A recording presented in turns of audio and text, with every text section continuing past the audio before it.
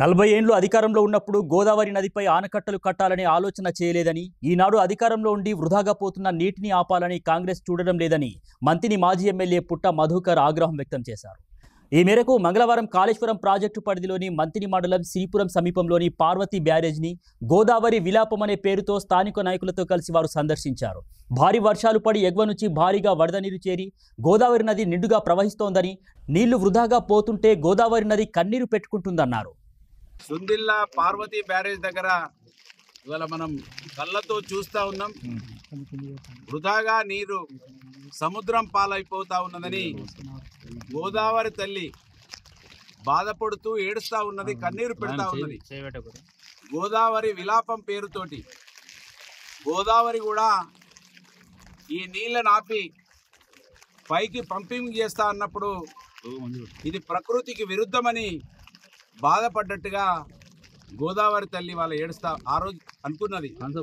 కానీ వాళ్ళ ప్రాజెక్టులు కట్టి ఆనకట్టలు కట్టి ఈ గోదావరిని మళ్లించి పంట పొలాలకు ఇస్తున్నప్పుడు, త్రాగునీరుకి ఇస్తున్నప్పుడు సంతోషపడ్డా అని వాళ్ళ చెప్తా ఉన్నది. ఇదే గోదావరి ఇవాళ మళ్ళీ అడుగుతా ఉన్నది, వృధాగా నన్ను సముద్ర పాలు చేయకండి, ఉప్పు నీళ్ళల్లో కలపకండి, నన్ను వాడుకొని రైతులకు వ్యవసాయానికి ఇవ్వండి, త్రాగునీరు కోసం వాడుకోండి, నన్ను వృధాగా ఉప్పు నీళ్ళల్లో కలపకండి అని ఇవాళ గోదావరి తల్లి విలపిస్తూ ఉన్నది. కనుక ఇక్కడ ఉన్నటువంటి కాంగ్రెస్ పార్టీ వాళ్ళు, మంత్రిని ఎమ్మెల్యే గారు రేవంత్ రెడ్డి గారు కళ్ళు తెరవండి, నన్ను వాడుకోండి అని గోదావరి తల్లి అడుగుతా ఉన్నది. ఆ రోజు నేను బాధపడ్డా, కేసీఆర్ గారు ప్రకృతికి విరుద్ధంగా ప్రాజెక్టులు కడతా ఉన్నాడని అనుకుంటున్నా. కానీ కాంగ్రెస్ ప్రభుత్వం వచ్చే వరకు నేను రైతులకు ఉపయోగపడ్డా, త్రాగునీరుకు ఉపయోగపడ్డా, నన్ను మంచిగా వినియోగించుకున్నాడు కేసీఆర్ గారు, ఆయనకు ఆశీస్సులని గోదావరి తల్లి మాట్లాడుతూ ఉన్నది. ఇది మాట్లాడుతూ ఉన్నదంటే అర్థం కాదు, ఈ గోదావరి ప్రవాహంలో పుట్టినటువంటి వాళ్ళం, గోదావరి ప్రాంతంలో పుట్టినటువంటి బిడ్డలం, ఈ గోదావరి వర్ధిల్లినప్పుడు చూసినాం, గోదావరి వాళ్ళ ఏడుస్తుంటే చూస్తున్నాం. కనుకనే ఈ కాంగ్రెస్ వాళ్ళకి వీళ్ళెన్నడూ కూడా అభివృద్ధిని కాంక్షించరు. అభివృద్ధి విరోధకులు ఈ ప్రపంచంలో ఎక్కడైనా ఉంటారంటే అది కాంగ్రెస్ పార్టీ వాళ్ళే.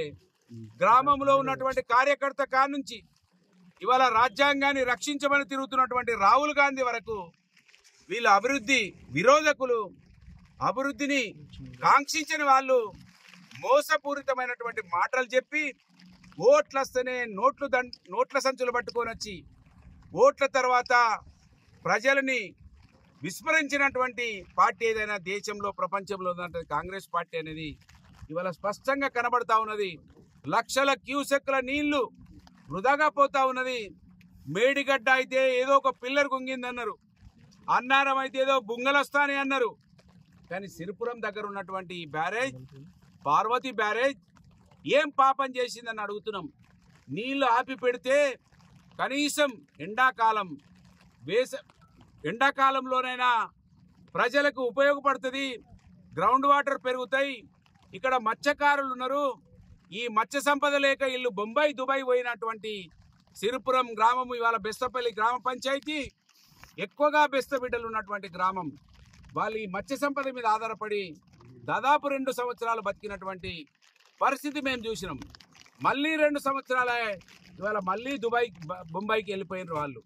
కనుక కళ్ళు తెరవమని కోరుతున్న ఈ నియోజకవర్గ శాసనసభ్యుడిని రేవంత్ రెడ్డి గారిని మీ నీచమైన ఆలోచనల నుంచి బయటికి రండి అని డిమాండ్ చేస్తున్నా.